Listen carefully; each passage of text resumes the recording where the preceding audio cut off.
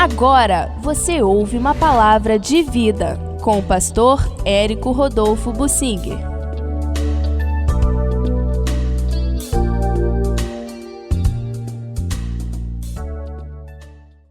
Davi não quis aceitar o reino por meios condenáveis.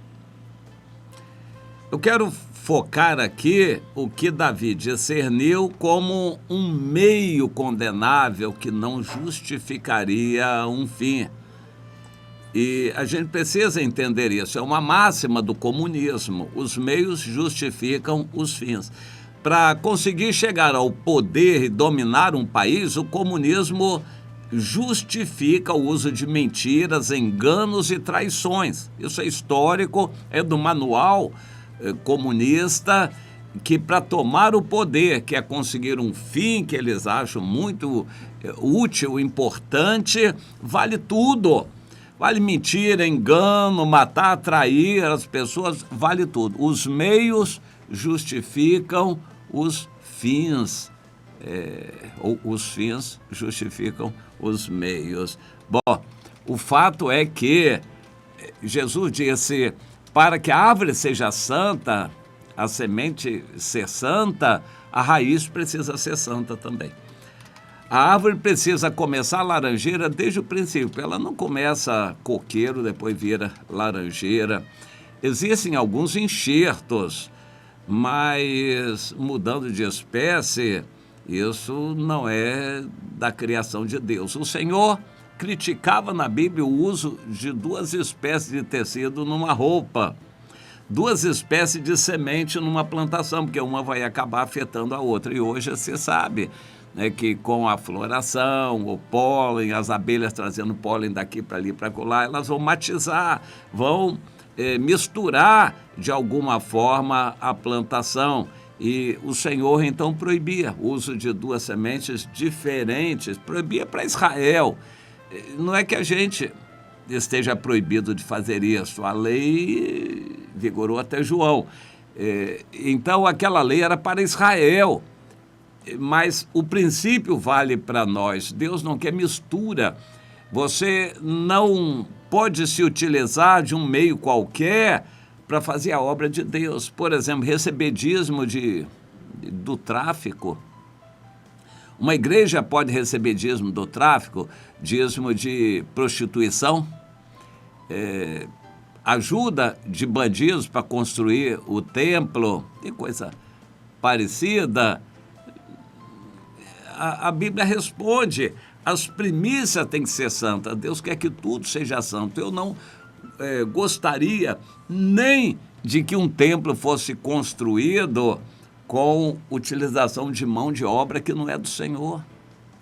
Eu acho que tudo deveria ser feito com mãos santas na obra de Deus, que é santa. Mas eu quero me reportar agora a quando Davi estava em Hebrom, já era rei. Em Judá, pessoas achavam que ele sonhava, que ele desejaria ser rei de todo Israel. E Davi não tinha essa ganância. Se ele ficasse somente até o final da sua vida como rei em Judá, ele se contentaria. Eu quero reprimir dentro de mim qualquer possibilidade de ganância, de eu ser maior, ser um grande pastor, líder, uma grande denominação. Isso não está em mim. E se acaso alguma coisa em mim sinalizar uma direção assim, eu vou repreender, porque eu quero ser fiel a Deus no pouco que Ele me deu. Cada pessoa que o Senhor me confiou como uma ovelha, eu quero cuidar como um pastor com carinho e zelo.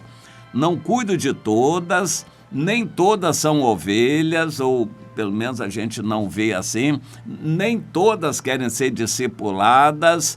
Isso alivia, porque um pastor não consegue ser pastor de 500 ovelhas. Ele vai ter que ter ajuda de outros pastores, ele vai ter que fazer discípulos. Isso é inadmissível, um pastor de 500 pessoas diretamente pastorear um grupo grande, nem pensar. Ele tem que fazer o que o o Jetro, sogro de Moisés, da parte de Deus, exortou Moisés a fazer. Ô Moisés, você não vai conseguir pastorear sozinho esse povo. São 3 milhões de pessoas.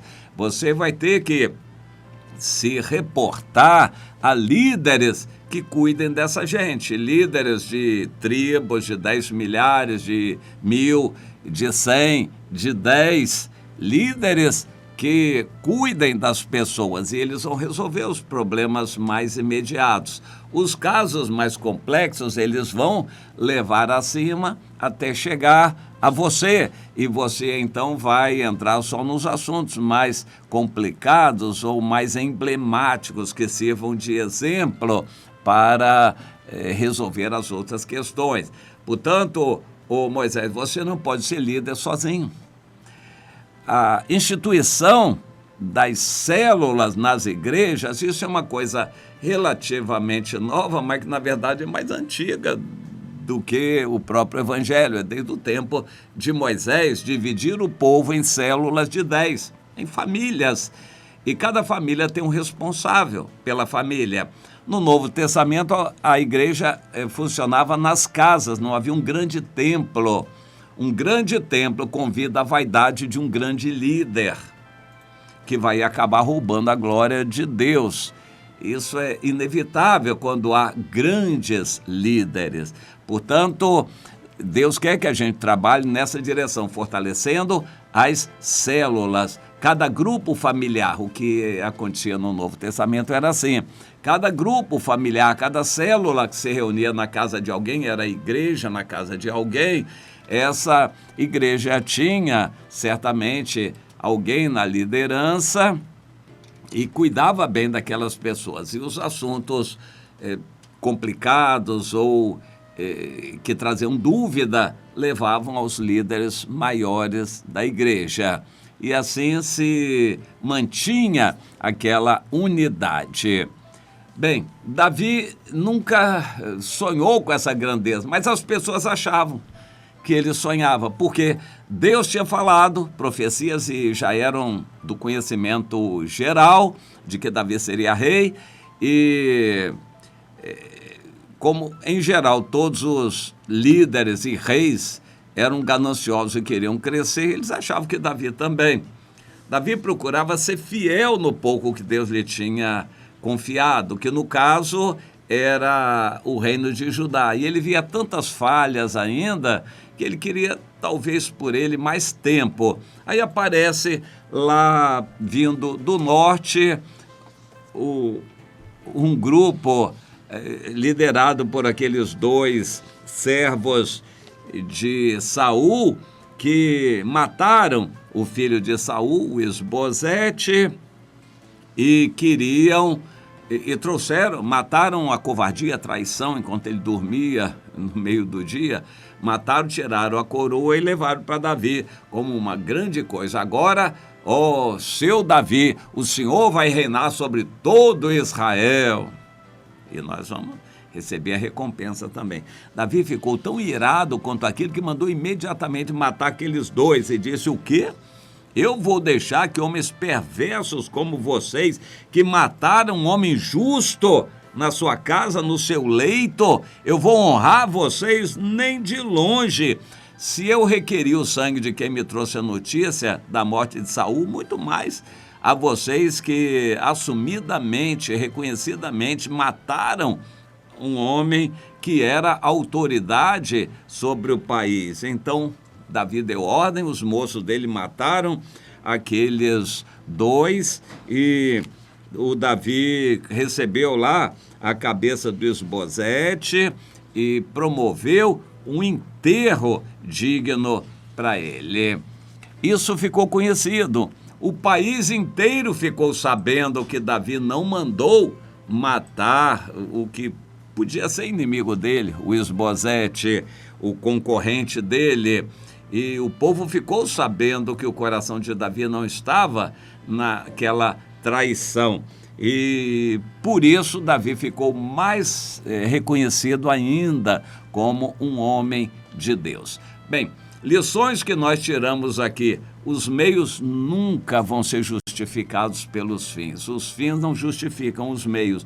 Deus não nos quer em coisa errada nenhuma. Não, mas alguém vai dizer, eu tive que fazer uma mentirinha, senão eu nem entrava aqui se eu não contasse uma mentirinha. Então, se não entrasse, que não era para entrar. Porque Deus é poderoso para fazer você entrar se Ele quiser que você entre em algum lugar. Agora, com mentirinha, não. Alguém que diz que é cotista, que é de pele escura, a pessoa é branquelo como eu, e diz que tem pele escura, e para isso, para poder entrar no sistema de cotas nos concursos. Ah, não. Não, eu menti assim só um pouquinho, eu disse que era mulato, disse que era... Deus não abençoa o erro, e você vai ter que voltar atrás, depois consertando aquilo, se você quiser entrar no céu. Então, entenda, os fins não justificam os meios. Se nós queremos finalidades santas para agradar a Deus, o meio tem que ser santo também. Tudo que fizermos tem que ser com santidade. As pessoas que trabalham, que lidam conosco, também devem estar com a vida santa. A obra de Deus precisa ser santa desde a raiz. Não pense que uma árvore começa de qualquer jeito e depois lá em cima você muda a árvore para aquilo que você quiser. Não, isso não existe. Deus quer que as primícias sejam santas. A obra de Deus precisa ser santa desde o princípio.